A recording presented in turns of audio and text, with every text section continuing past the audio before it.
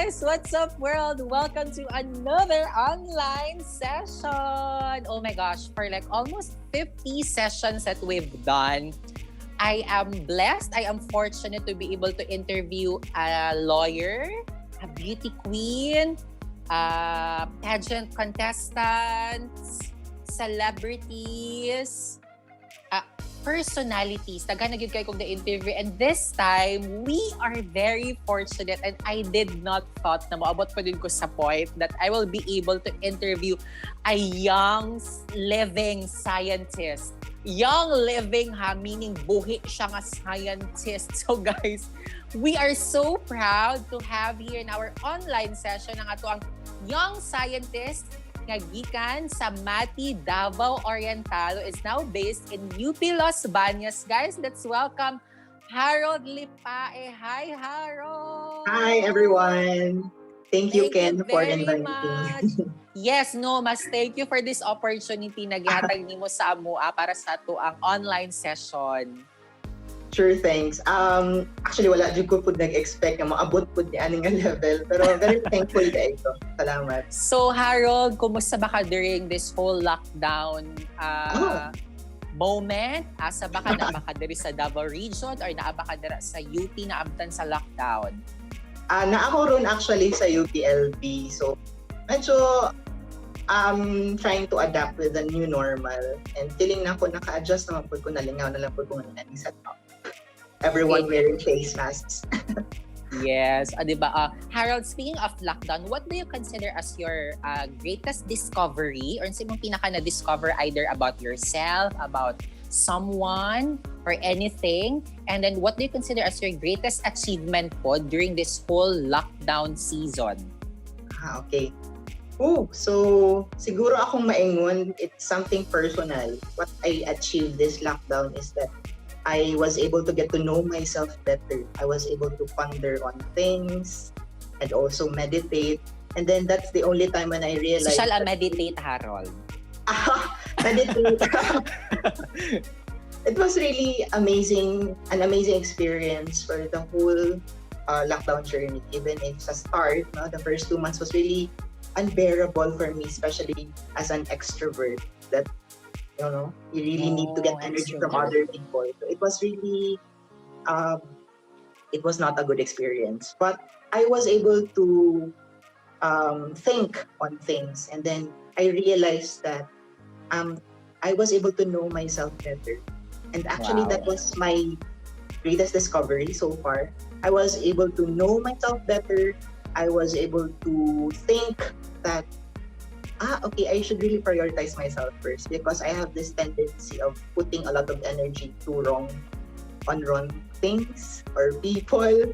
So I think it was very fortunate for me to realize that you really have to care for yourself first before others, because you cannot show or give love to others if you don't love yourself first.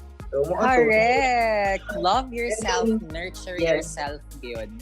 I never really felt confident and self-assured before until na-realize na ako. And I'm so happy that despite the negativities during the lockdown, I was able to find hope and see the light. Aray, see the light. I love it. Okay, so si Harold, guys, I introduced him as a young scientist because karon naga-take up siya sa iyang master's degree dira sa UP Los Baños, and then recently, like last week, nag-create yun ng major buzz ang iyahang name because he's one of the team that was able to discover a new species. So kung saan na siya na species, unya later hisgutan nato na siya. Pero before that, Harold, ikaw, there are so many kids, or siguro isa sa nasa top 5, Harold, na dream sa mga bata is really become a scientist. Pero along the way, we cannot deny na either na anay financial problem or mag-change na ang ilahang gusto, na sila laing gusto i-pursue na passion. But ikaw, ever since you're a kid, dream na gid ba nimo maging a scientist, or it was your parents' dream for you? And then how did you able to survive that long journey? Because I believe di lalim ang maging scientist, maging young scientist. Okay, that's a lot. Okay, I can still remember when I was small and I was a kid, I was watching Knowledge Power by Ernie Baron. So feeling nako kay to siya influence ako sa bata na nagkaroon kong interest on science or studying science. And way back then, dili po na ko matawa kung sa mas, di ba, stereotype na mga kumbaga bright, very nerd, naka-glasses. Because way back then, or even up to this day, no, na feeling nara ko sa average, na marag, kaya lang po, dili just average pa rin ang level, ha? Well, honestly, yes, I don't consider myself as kanang taas kaayo because I feel normal pa rin. So, I still have time for doing other things. Dili just po purely academic na person. I actually even failed some of my subjects before. Oh, yeah. So naka-experience ko kag bagsak-bagsak. Yes, and actually I'm not blaming others. It's on myself naman. Pero yeah, what I'm trying to say here is that dili necessary, well, although it's an advantage to be very smart, but it's not just about being smart, it's about being very patient.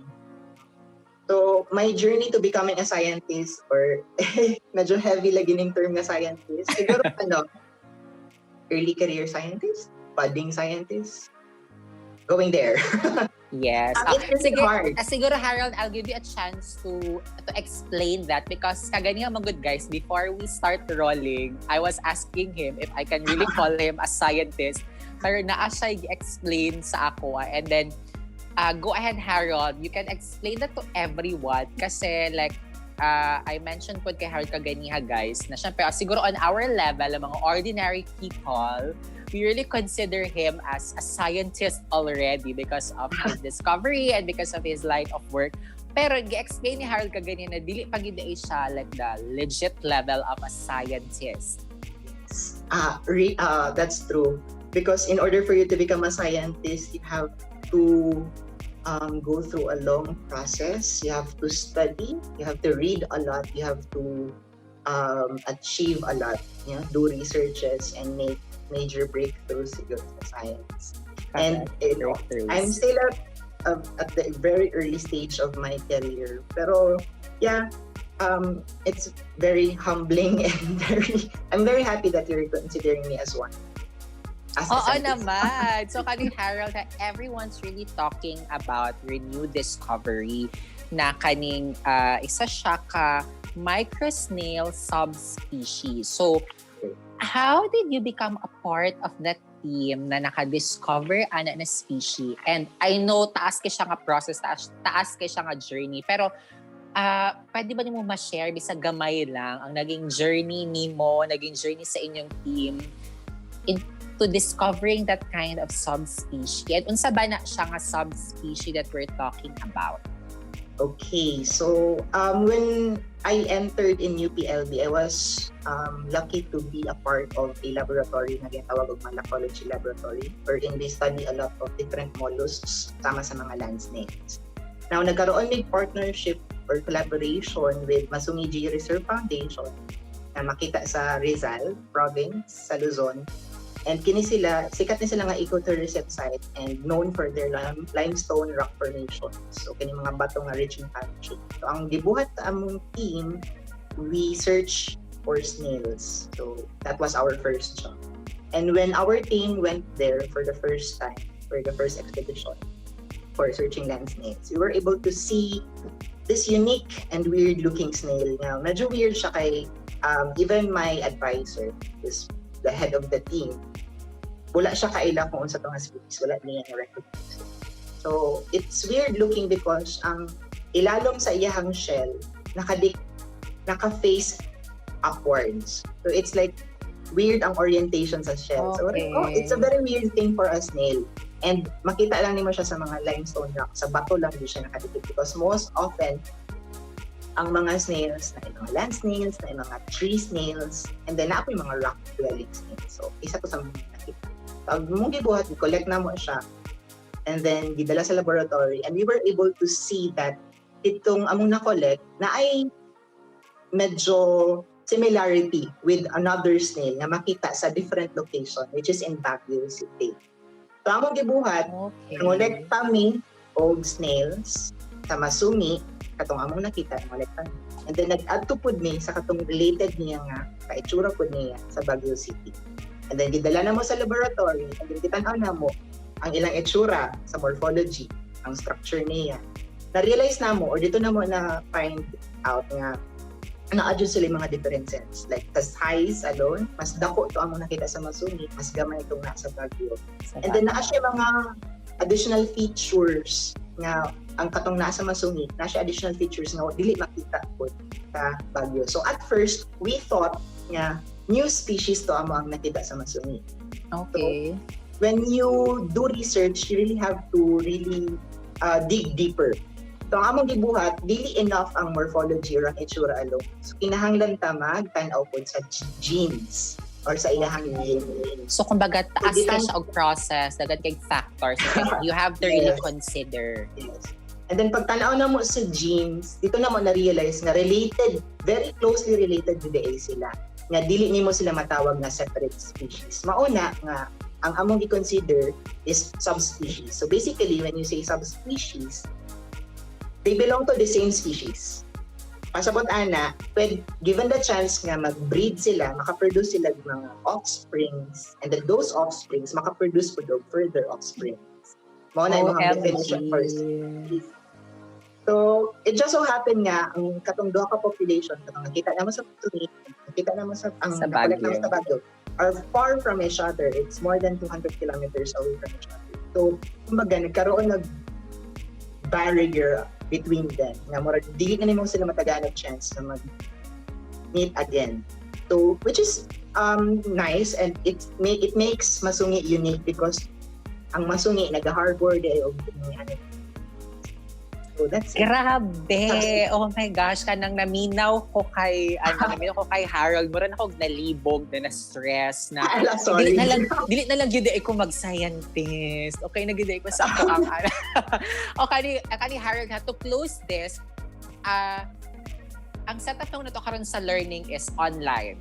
And we cannot really deny na with this kind of setup, daghan kay distraction sa mga students. It's either the connection, the kanang datamad factor, and everything. And then, you mentioned mo kaganya the importance of doing research.